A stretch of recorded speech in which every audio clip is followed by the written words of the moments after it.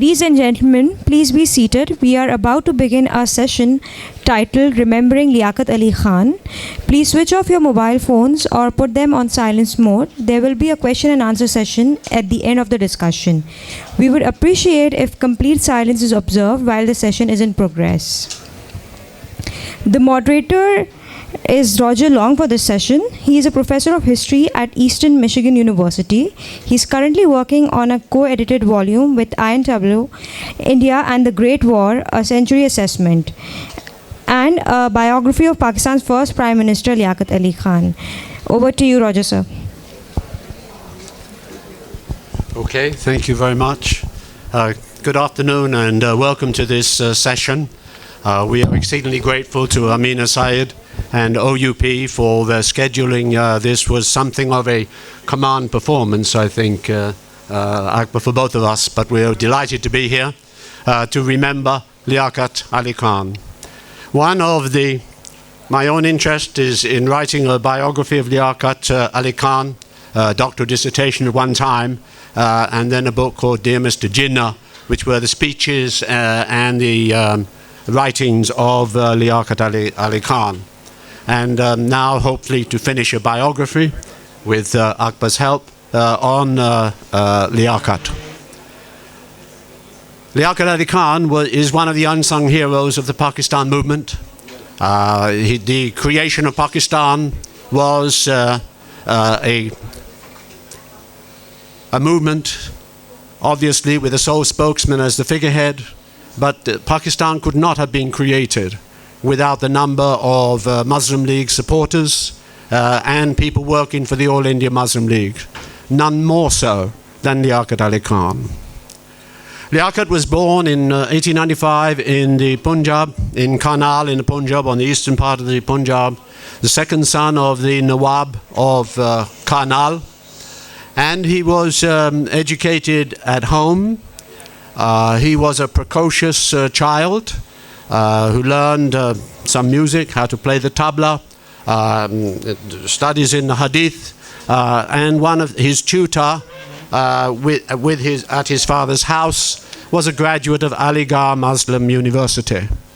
And he wanted to go to Aligarh Muslim University himself. His father opposed it.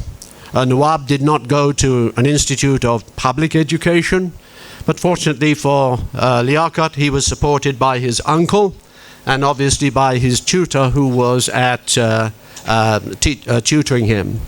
So Liaquat went to Aligarh Muslim University, or as it was then the Mohammedan Anglo-Oriental College, was transferred into a university in 1920. So he spent a number of years there from 1910 to 1918 and lived well in a special bungalow with a servant and one time received a double promotion in his classes and graduated studying jurisprudence, studying law. Returned home to be married. And they had a son, Wilayat, the eldest son of the first marriage. And then Liaquat went to Oxford. He went to Exeter College in Oxford, which was very overcrowded. After World War I, all of the returning soldiers returned home. And he graduated in the shortened course in jurisprudence from Exeter College in Oxford. At the same time, he was traveling to London to sit for the requisite meetings and to take the examination to be a member of the bar. And so he duly became he duly passed that exams and became a bar at law. He traveled around Europe. And then returned to India, 27 years old, a well-traveled man, a well-educated man. There are some sources say that he was offered a professorship at Oxford to teach Persian. I've never been able to validate that in Oxford itself, but it indicates that Liaquat, because of his Aligarh background, was a well-rounded man, well-educated person in both the Eastern classics and the Western classics. And when he returned to India, his mother found him passionately devoted to politics. He talked a great deal about politics, passionately devoted to music, to Beethoven, Western music, as well as Indian music. And it was recorded that he recited Iqbal's Jawab-e-Shikwa by heart.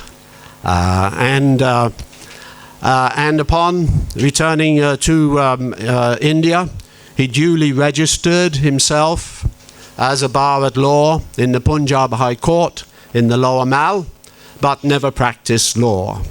Instead, he began his life devoted in particular to two subjects. One was politics, and the other one was education. And all of his life he was dedicated to these two grand projects.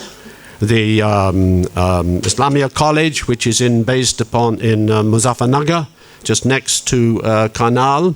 He was the president of this association, one of the few places in India where there is a portrait of him in the library.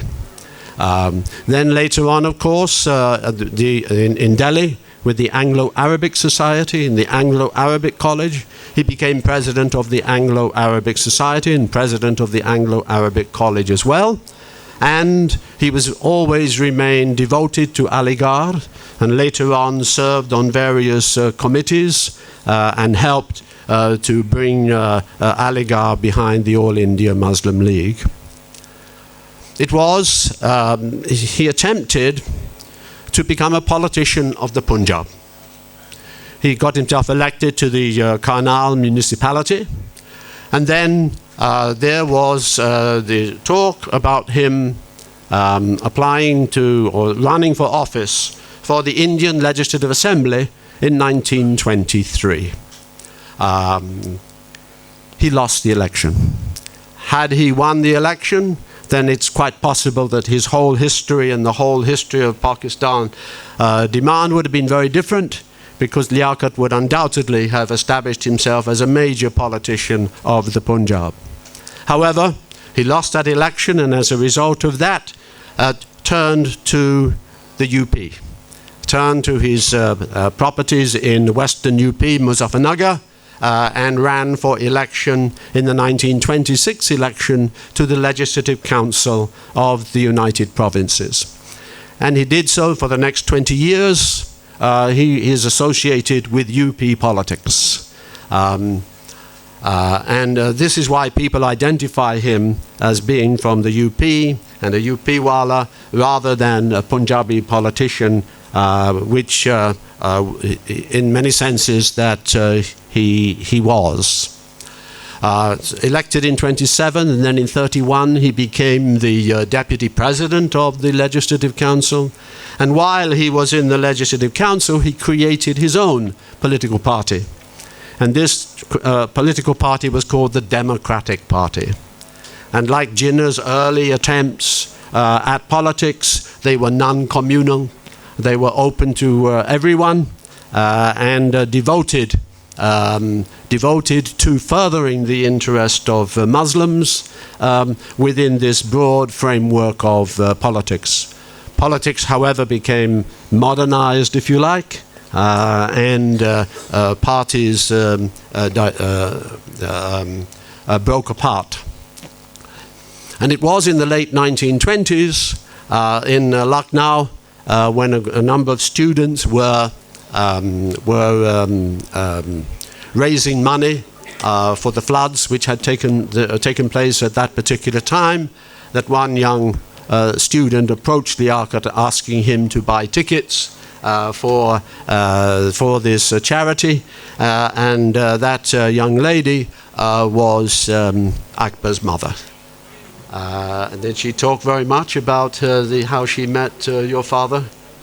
Well, she said that she went up to him and said, I want you to buy 2 tickets. 2 tickets. So he said that I'm single. What will I do with 2 tickets? She said, in that case, you can escort me. So I think he was quite taken aback. Yes.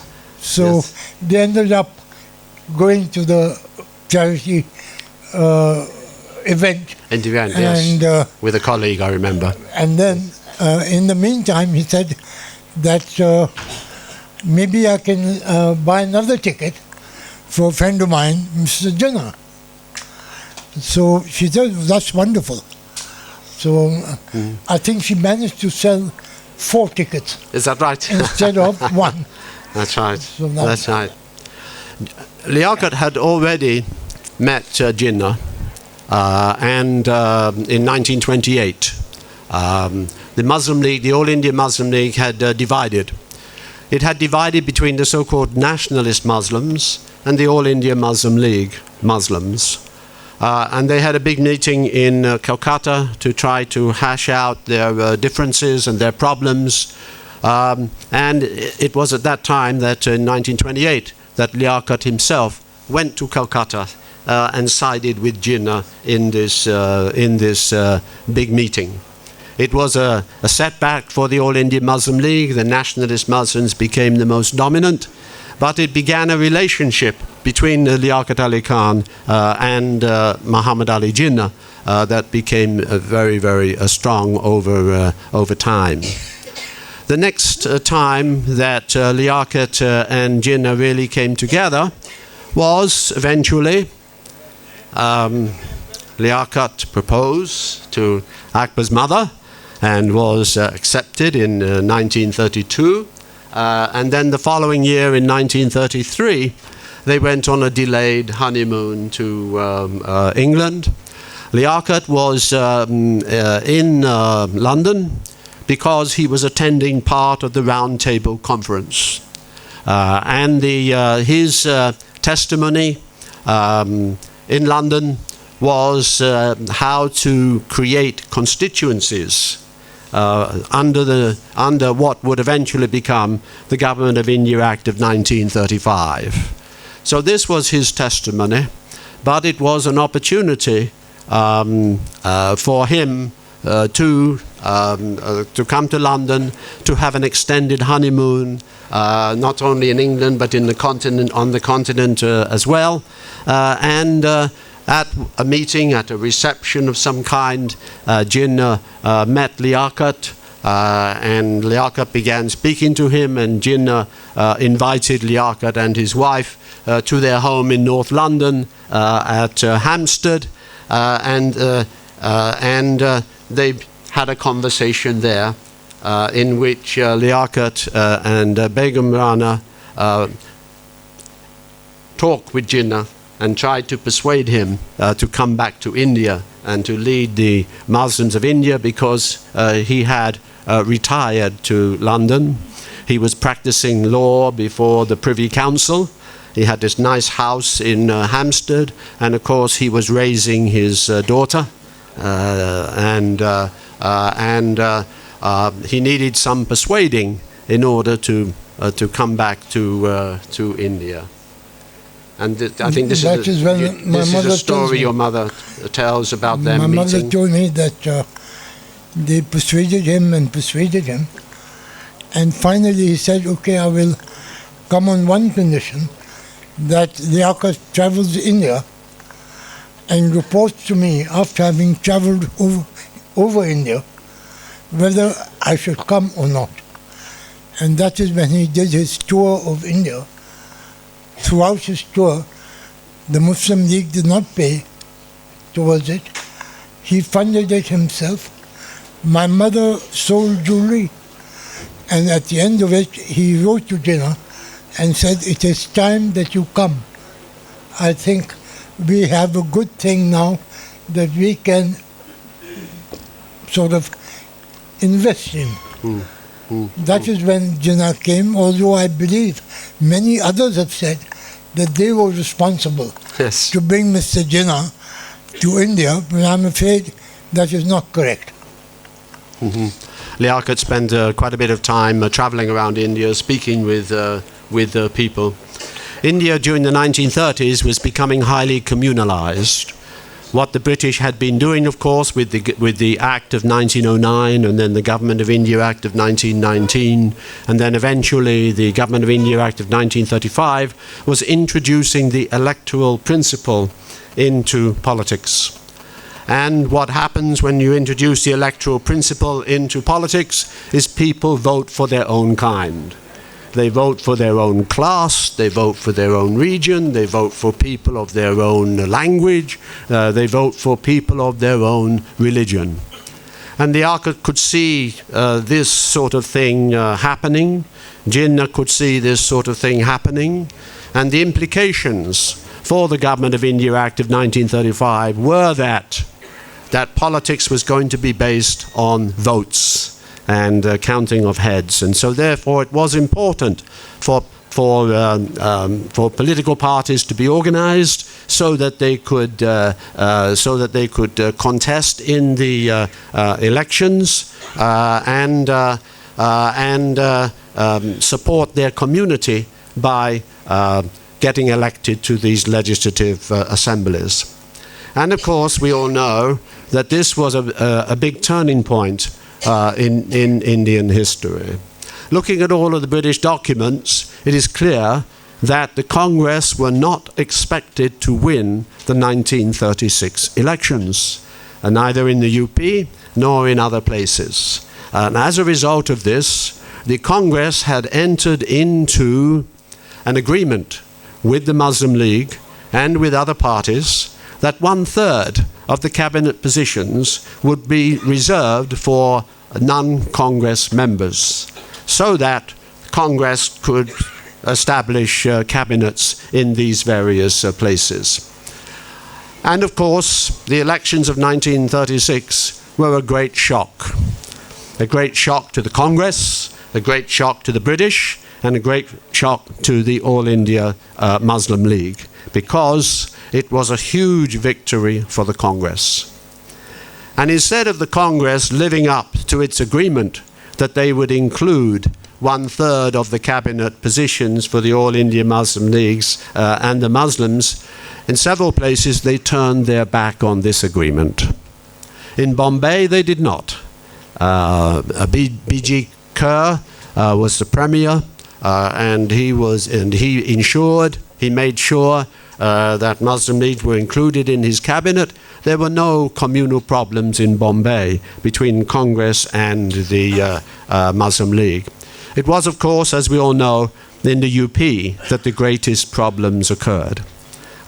In that after the elections, when the Congress won these elections, instead of 2 members of the All India Muslim League, Nawab Ismail Khan and Chaudhry Khalekuzzaman, becoming the cabinet, the Muslim League representatives in the cabinet, Congress, led by Nehru, Abu Kalam Azad, turned their back on this agreement and wanted to install their own Muslims, Congress Muslims, into the cabinet.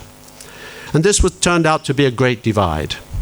And people like Liaquat, who felt themselves to have a future in UP politics, suddenly lost all authority, lost power. Liaquat, in the Legislative Assembly, got up and he said, "I used to be one of those who thought I had a future in UP politics. I thought I had a future here, but now you have shut the door on me, you've turned my back on me." And so Liaquat, like so many other Muslims, began to turn to a party that would represent the Muslims. And that, of course, was the All India Muslim League.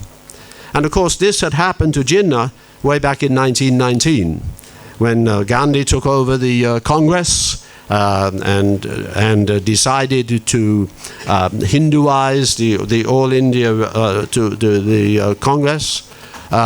This was a separation between Jinnah and the Congress. And throughout the 1920s and the 1930s, he warned many people that these kinds of politics, electoral politics, would divide Indian people.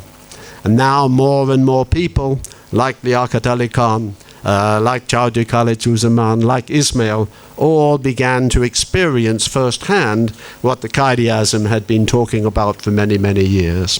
And hence, it was a turn toward communal politics, if you like, or identifying with a political a party based upon one's religion. In this case, the All India Muslim League, and that same year, of course, Liaquat Ali Khan was appointed by Muhammad Ali Jinnah to be the General Secretary of the All India Muslim League, and this is where their real partnership begins. Liaquat, with his help of his elder brother, with whom he remained close all of his life, bought a magnificent house in New Delhi on Harding Avenue, and this became a very, very special locale for Muslim League events, and even Muhammad Ali Jinnah would often come. Jinnah did buy himself a house in New Delhi eventually, next door to Jaswant Singh, the Train to Pakistan author. They were neighbors, but in the beginning Jinnah was still living in Bombay, and when he would come up to New Delhi, he would often stay and often visit this magnificent house in New Delhi. You want to talk about your memories, your mother's... The house that my father built, I think 1937, Yes. was it? You know more about it, I wasn't born. But the house that he built, he gave to my mother. And when in 46, 47, when partition was to take place, he asked my mother if she was willing to donate the house to Pakistan, which she said she would, as he said that there was no place where a Pakistani High Commissioner could reside in New Delhi. So that is how that house, till this day, is the Pakistan High Commissioner's residence, and the plate outside is Gule Rana to this day. Yes, that's right. And Jinnah used to visit your house? He used to stay there, I remember, because at partition I was, 6.5. And Okay. I remember him coming quite often, and he'd spend some time with my brother and myself. That reminds me, my brother was supposed to be Akbar. I was supposed to be Ashraf. But Mr. Jinnah said, no, he liked the name Ashraf. So that's how he became Ashraf. And since then, everyone has considered me the elder. But in actual fact, I'm the younger. And they used to play bridge? They used to play bridge. And that irritated me even at that age. Because the four of them would be together, and then we were asked to sort of go away. Not to be seen, not to be heard. But we used to hear quite a commotion at times. And later on it transpired, I was told by my mother that Jinnah and Miss Jinnah used to fight at the bridge table. And then finally my father said, I will partner Miss Jinnah and you will partner Jinnah. So that's how apparently the fighting stopped.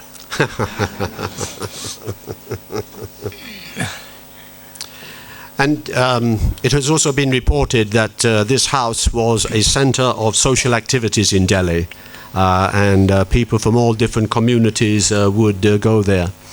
The house also became a very, very important venue for meetings of the All India Muslim League. And it was at a meeting around the table, I suppose, the dinner table, that Liaquat invited people from Aligarh to come and talk about how they could essentially plot to take over Aligarh Muslim University, the court of Aligarh Muslim University, and bring Aligarh behind the league. And this they did, and they were very, very successful in doing this. and some of the people who were anti-Muslim League, some Muslims who were nationalist Muslims, for example, complained that if they did not say that they were for the Muslim League, they would be in trouble from their fellow students. How true this is or not, who knows? And then, of course, in 1941, Dawn newspaper was created as a weekly.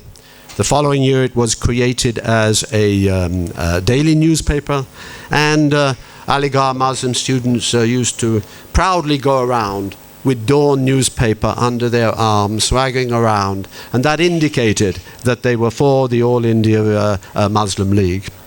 And then in 1945, when the elections, general elections came up, then it was essential that the Muslim League win those elections. They had been they had lost badly in 1937, and so it was essential that they win the 1945 elections. If they did not, they would not be treated seriously. And it was Liaquat who went to Aligarh and told the students flatly, I want you to leave the classroom, I want you to come out from the university and to go around India and to campaign on behalf of the All India Muslim League. And of course, we all know they were very, very successful.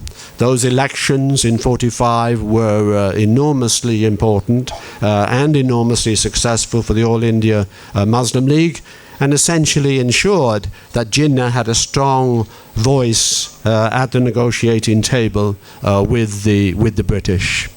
And that, in fact, Liaquat was so successful at recruiting Aligarh Muslim students, at one time he had to write a note saying, please don't send any more students, we don't know what to do with them. But it was a great tribute to him that he was able to get his fellow alumni on board of the All India Muslim League. And of course, when the Muslim League entered into the interim government, Liaquat became the first Indian finance member of British India. And it was there that he was able to frustrate, especially Vallabhbhai Patel, and by vetoing all of his proposals. In many senses, this was a sort of the last straw for the Congress, because they couldn't get the cooperation of the All India Muslim League, they couldn't get their bills passed through the legislature, and as a result of that, the mood began to swing, especially by the Hindu Mahasabha, by Vallabhbhai Patel and the right-wing congressmen. Well, if this is what is going to happen, then we have to accept partition. But the other important contribution of Liaquat Ali Khan to Pakistan and the creation of Pakistan was his work as the General Secretary of the All India Muslim League. It was his responsibility to maintain correspondence with the various Muslim leagues, the Punjab Muslim League, Sindh Muslim League, Bengal Muslim League, the UP Muslim League, Madhya Pradesh, even though it wasn't particularly important. And he worked enormously long hours in order to do all of this work. The All India Muslim League created a working committee. Liaquat was the secretary for the working committee. They created a committee of writers, which was based in Aligarh. Liaquat was responsible for making sure that their work got publicized. Liaquat was also responsible for making sure that Jinnah's speeches were published, which they were. But Muhammad Ashraf in Lahore published so many of the speeches. All of this work revolved around Liaquat Ali Khan. It was his responsibility to organize the annual meetings. It was his responsibility to travel to the different provinces to try to get all of these different provinces behind the League. And it was a remarkable amount of work that he did. It's no surprise, therefore, when Pakistan was created, he became the Prime Minister. when the government arrived in Karachi, of course, many of the offices had no chairs, no desks, not even any offices. They went on a massive building spree to try to build the offices for the Pakistan Secretariat.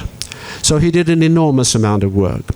And of course, he spent several weeks up in the Punjab trying to solve the refugee problem, trying to find places for them.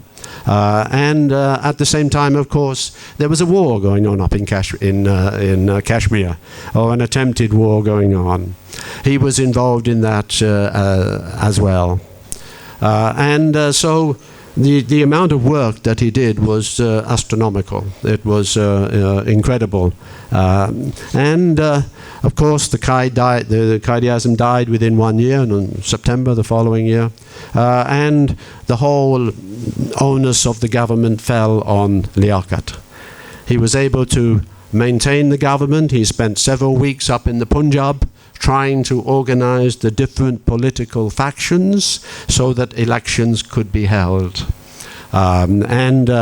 He was the defense minister, and he was also responsible for creating the officer training center up in Abbottabad as well. And of course, Pakistan had no national bank at that time. A national bank had to be created, which it was in 48. All of these activities were conducted and done by Liaquat Ali Khan. Some people have asked what was the relationship between Quaid-e-Azam and Liaquat. Well, the relationship had changed somewhat. Liaquat was always, from everything I can see, incredibly respectful toward the Quaid-e-Azam. There was a 20-year difference in age, and Liaquat was always deferential to him on the basis of age. Plus, Jinnah was the kind of person not to allow any familiarity as well. And of course, after Jinnah's death, it was Liaquat who arranged for a biography of Jinnah to be written. And that's how we get the volume by Hector Bolito. Came out in 54, I think it was. Thanks to that book, we know a lot of the early anecdotes of Jinnah.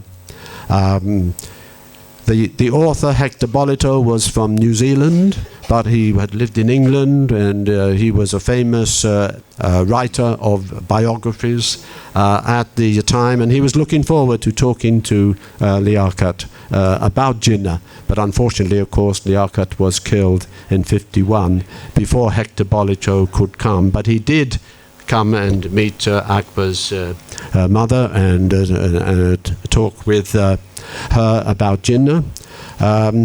Of course, not only was Liaquat incredibly respectful of Jinnah, even though their relationship had changed, as Prime Minister, he was developing his own center of authority and center of power.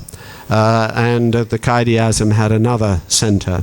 This led to some sort of tensions, if you like, between various people, which has led to all kinds of rumors going around. And of course, after his death. And after Miss Jinnah's death in 1967, Begum likewise was also incredibly respectful of them both, and never ever said a critical word about Miss Jinnah or the Quaid-e-Azam, even though she certainly had reason to say some comments about Miss Jinnah. And when Liaquat was assassinated, it was a very difficult time for Begum and you and your brother. The family had no money. In 1947, when Pakistan was created, Liaquat gave away all of his lands in Lahore and in Montgomery district to the first family. and kept absolutely none for himself. And he was surviving purely on his monthly salary, which he received as Prime Minister. And when that all ended, then of course the family essentially was in crisis. Basically, we were broke, Yes. to put it bluntly. That's what it was. Yes. And that's why my mother took on an ambassadorship, not only to survive, but to put us through school Yeah. Yeah. and college. And because her pension was 2,000 rupees a month, my pension was 500 rupees a month, and my brother 500, till the age of 21. And I remember very well that 500 rupees came to about 50 pounds in those days. Yes, it did. And that was just about exactly the school fees that mine were. Yeah. They were per term 160 some pounds. So it was just over 50 pounds Yeah. a month. Yeah. So that's basically what we had. Yeah. Yeah. And then, of course, later on, she became the ambassador to the Netherlands That's when And she took to- the job, and to become ambassador Yeah. to the Netherlands. Then later on, she took the job to become ambassador to Italy and Tunisia. Yes. And that I remember very well, because I was home for holidays, and Ayub Khan came, especially to see my mother. And this was, I think, the time just before the elections that Miss Jinnah was fighting him. And he asked my mother to support him and to give a statement as to exactly what Miss Jinnah was all about, and she flatly refused.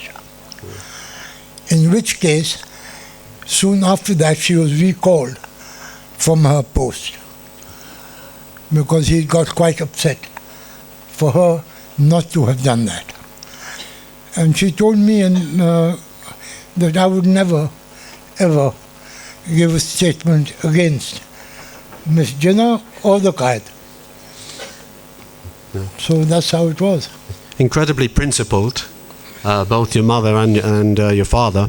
And Liaquat was one of his problems as a politician was that he was completely uncorruptible, and he tried to resolve the problem in the Punjab.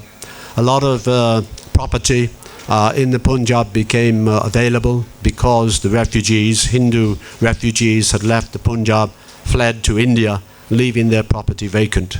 And some of that property, of course, was stolen by some of the politicians in the Punjab. And Liaquat tried to stop that, making himself very unpopular in the process. So how can we remember Liaquat today? How should we remember him? We should remember him, I think, as one of the creators of Pakistan. It's undoubtedly, Quaid-e-Azam was the sole spokesman. He was the figurehead. He was the one man, the one Muslim in South Asia that many Muslims recognized immediately. And even though Jinnah did not usually speak in Urdu, he did give a few speeches in Urdu, but his speeches in Urdu were usually written out in the Gujarati script, which of course was his original language and his original script. And Liaquat would sometimes receive messages for the Quaid-e-Azam written in Urdu, and he would send them off, either translate them himself for him, or he would send them off to his secretary saying, get somebody to translate them. But Jinnah alone could not have created Pakistan. It was a massive organization. And of all of the people involved, people such as Chaudhry Khalikuzaman, Ismail Khan, Abdarab Nishta, These were close allies of Jinnah and the All India Muslim League. And Harun here in Karachi was also a staunch supporter. Ispahani in Bengal, Raja of Mahmudabad, these were all supporters of the All India Muslim League and the creation of Pakistan. And without all of them, I don't think Jinnah alone could have created Pakistan. But above all, there is one person, and that of course was Liaquat Ali Khan, whom Jinnah called in 1943 my right hand, which your mother said was a glorious moment, because Jinnah was not famous for saying please and thank you. And he never complimented people. And the only real time that Jinnah ever said anything of thanks to Liaquat Ali Khan was in 1943 when he called him my right hand. And his mother said that this was a jubilee day, a glorious day for them, that he had recognized his contribution. And of course, after the Qaid's death in September of 1948, the whole onus of the government fell on Liaquat, and it is one of the great tragedies of Pakistan's history that he was assassinated in 1951. A mere 56 years old, and if he had lived another 10 years, Nehru, after all, lived on as Prime Minister until 1964. If Liaquat could have lived on another 10, 15 years too, I think that the whole of Pakistan history would have been very, very different. He had appointed Ayub Khan as the Commander-in-Chief of the Pakistan Army, and the two of them got along very, very well. They both had a similar outlook, and I think this is perhaps how we, in my view, we should remember Liaquat. How would your mother like us to remember your father? Well, she said that he was totally dedicated to the creation of Pakistan, the Muslim cause, and of course, he was completely honest, which made a lot of people in his own cabinet very upset. Because when they wanted to do wrong things, he would come down on hard. And I don't think he was particularly liked for that. Plus other reasons also. Yeah. His assassination, I feel, was totally homegrown. It had no question of Afghan or Indian or any outside power. There are certain things people are coming up with, that the CIA was involved and MI5 was involved. I don't accept that, because I was old enough, and when Nehru sent his emissary to her with his private letter to say that one man he could have dealt with was Liaquat and no one else. And the Shah of Iran also sent his sister, Princess Ashraf, to say that, look, my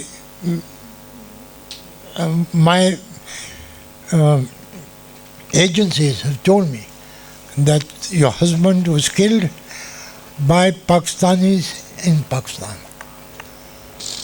And Zahir Shah sent his emissary to her personally to say that they are talking about Afghanistan, and this man from Afghanistan who came and shot your husband. It is totally incorrect.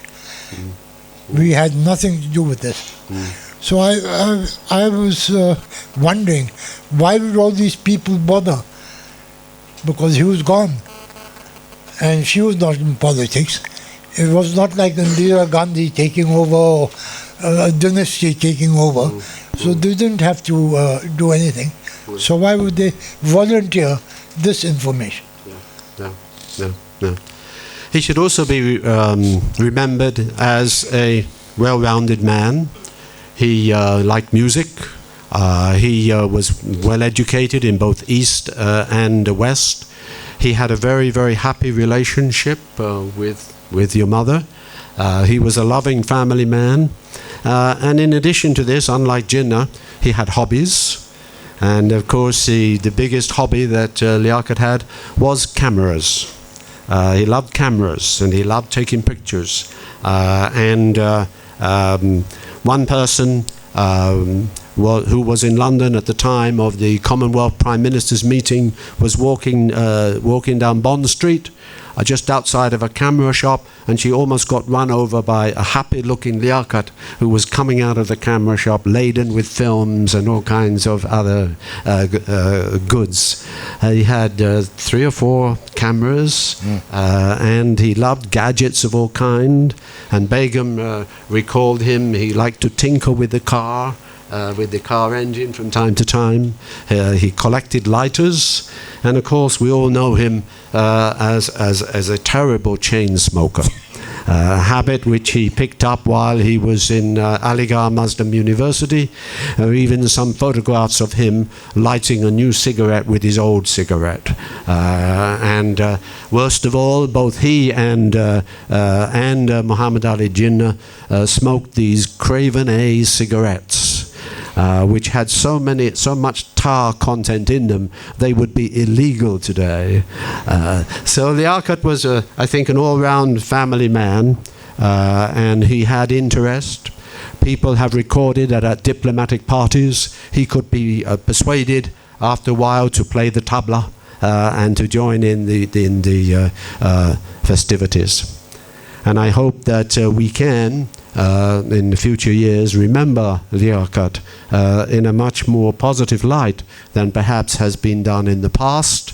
And I thank Akbar for sharing his memories of his mother and his father.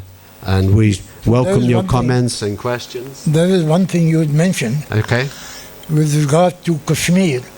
Many people felt that he could have taken over Srinagar, but he didn't. And you said that you found a letter written to the Viceroy by my father wanting the army to be split in the way that it ought to be split, and that the Viceroy refused. Yes. Is that a fact? Yes, it is. There is a long memo. It probably took Liaquat pretty much the whole day to write this memo, which was addressed to Mountbatten, asking, pleading, demanding that the Indian army be split, and be split immediately. And if it had been split well before August of 1947, the Pakistan army would have been much better organized. In 47, of course, Pakistan did not have an air force to speak of, a couple of planes or so.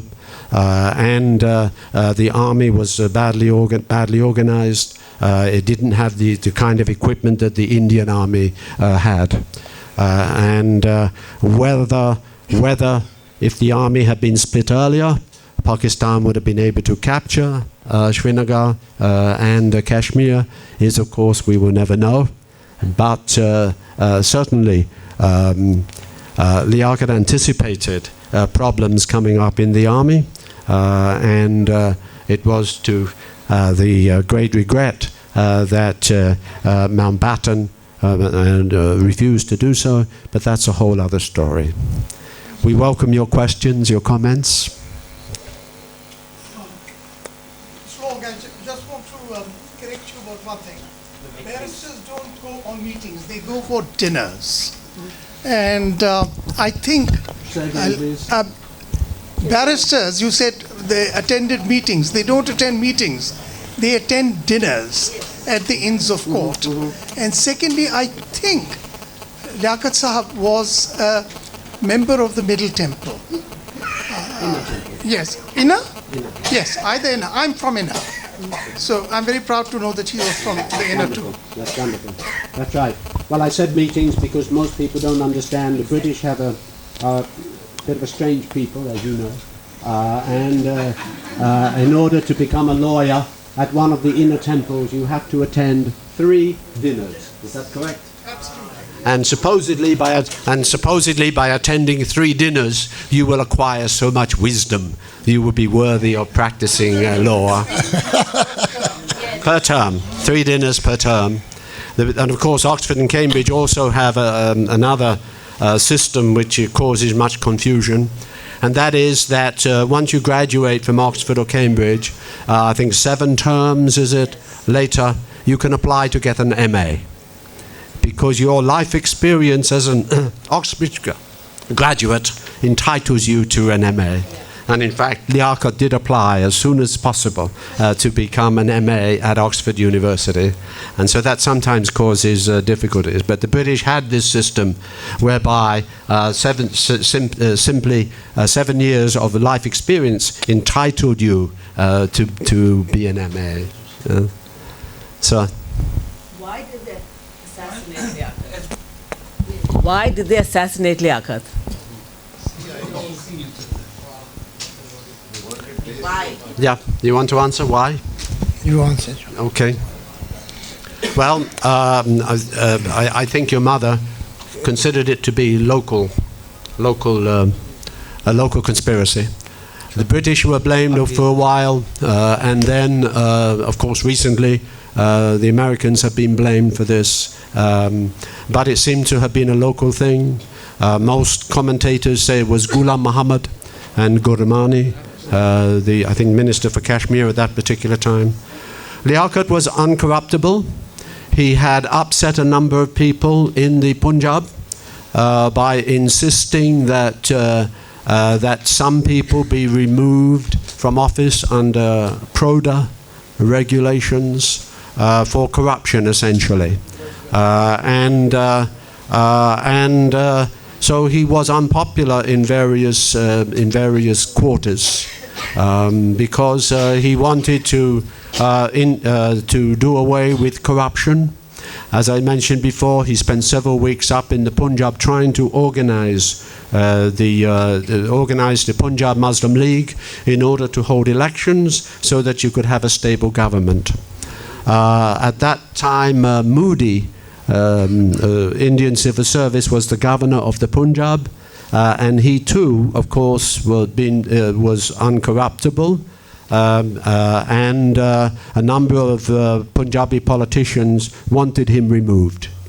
And so already developing in the late 1940s was this conflict between the Punjab and the centre, which at that time was Karachi. So I suppose it was Punjabi elements unhappy with him. And people were happy to see him go. Ayub Khan, in his book Friends Not Masters, records how afterwards people didn't seem to understand what kind of person they had lost. But they were all then talking about what positions they are going to get, what jobs they are going to get. But that seems to be the basis of it. There was also, I believe, the question of land reforms in the Punjab, which my mother tells me that my father was very keen on. That also is not being well received. That's right. And of course we know the problem of land reforms and how much passion that arouses. Yes. Ma'am? I just wanted to add something, which is that I knew him as a child, and I remember a birthday party. I don't know if it was Ashraf's or Akbar's. That much I don't know.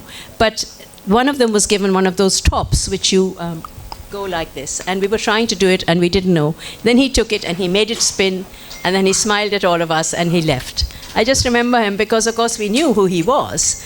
We knew he was their father, but we also knew he was Prime Minister. And I just thought it was so lovely how he participated with his children. He was a warm person. Lovely man. He was a warm, lovely, warm person.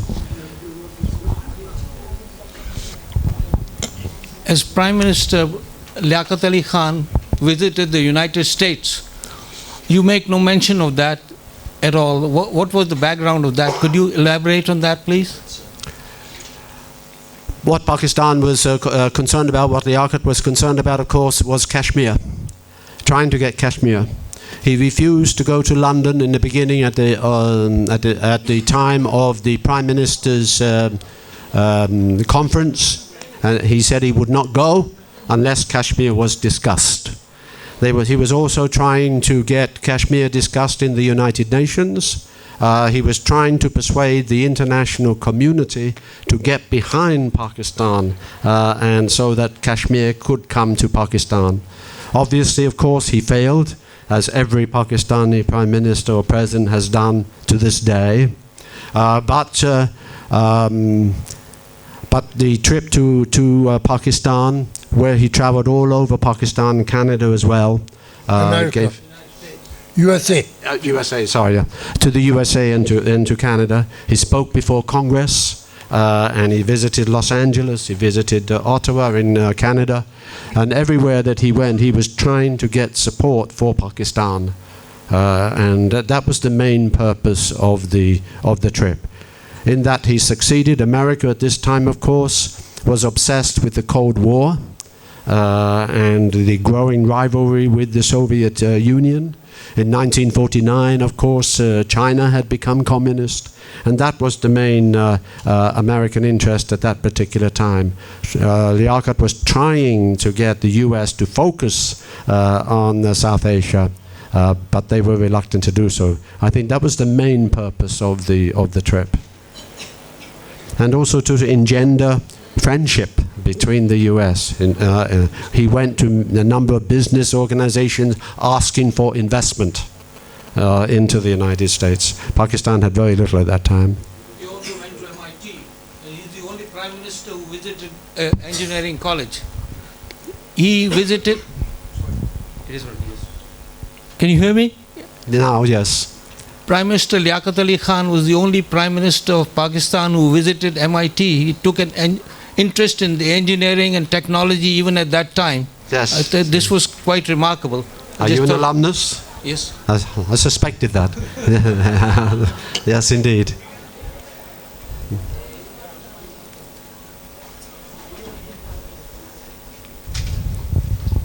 Could you shed some light on the fact that Liaquat Ali Khan and Jawaharlal Nehru were about to sign a no-war pact between India and Pakistan at some time?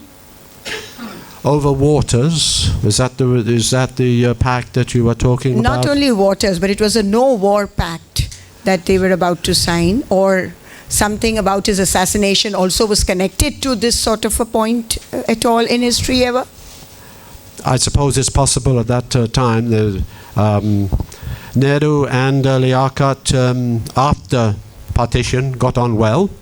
They were both people of the same ilk, both of them North Indian people.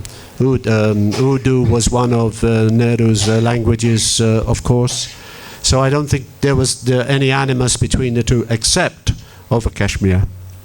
Over the waters, of course, and over Kashmir. I'm not sure exactly what you're referring to, what treaty you are talking about here.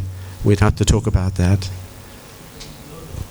No war pact is what she's saying. No war pact. They were going to sign or discuss that was in a no war pact. In 1950? In 1950. Yeah, okay, yeah.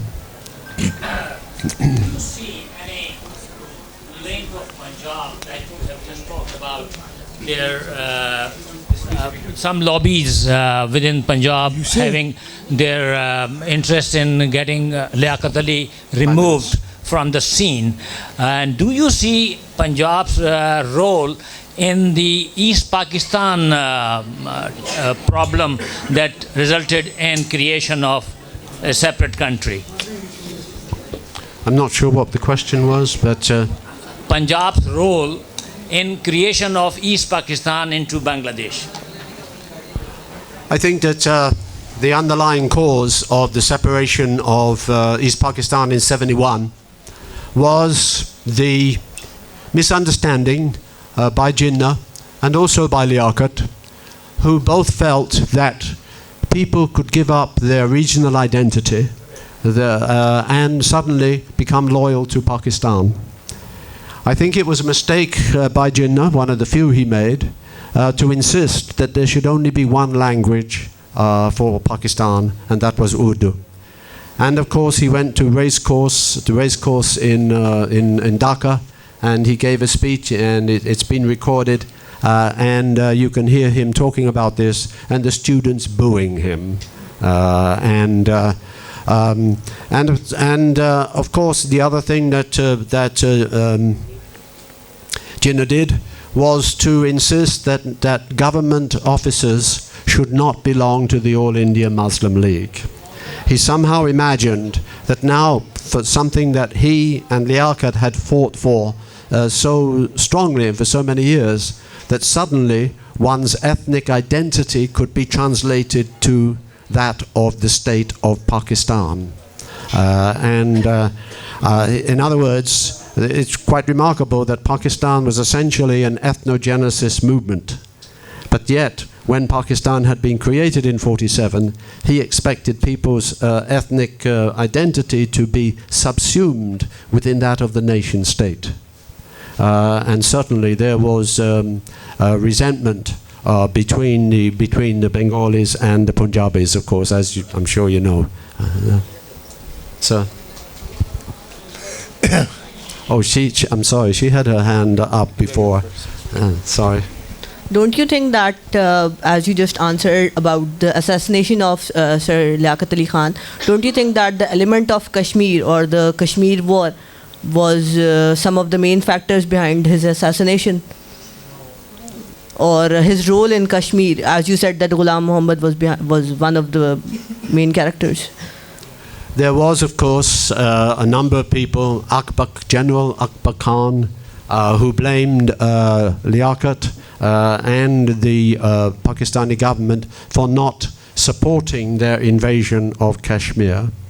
That is totally false. Even General Gracie, the British commander of the Pakistan Army at that time, has come in for criticism. But if you read the book Cross Swords, the person who had Shuja Nawaz, who had access to the military documents, Pakistan had very little chance militarily of capturing Kashmir. They didn't have the troops, they didn't have the guns, and the tribesmen were not and are not disciplined soldiers willing to follow orders. However, after the fiasco of the invasion, some people wanted people to blame. Gracie came in for blame, and Liaquat Ali Khan came in for blame. This perhaps was behind the Rawalpindi conspiracy case, an attempted overthrow by a number of people, including Akbar Khan. Their unhappiness over Kashmir. But realistically, Pakistan had very little chance of capturing Kashmir at that time. The Indians had all the advantage. They had the Air Force, they had Srinagar Airport, they had all of the troops as well. But yes, Liaquat was blamed for the loss of Kashmir by a number of people. Yes.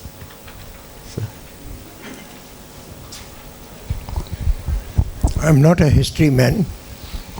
But I would like to know, in 28 we lost the election, 1928 Muslim lost the election, 1937 Muslims lost the election in India, and 45 came the problem, started the situation wherein we came in a rush to split India into Pakistan and India.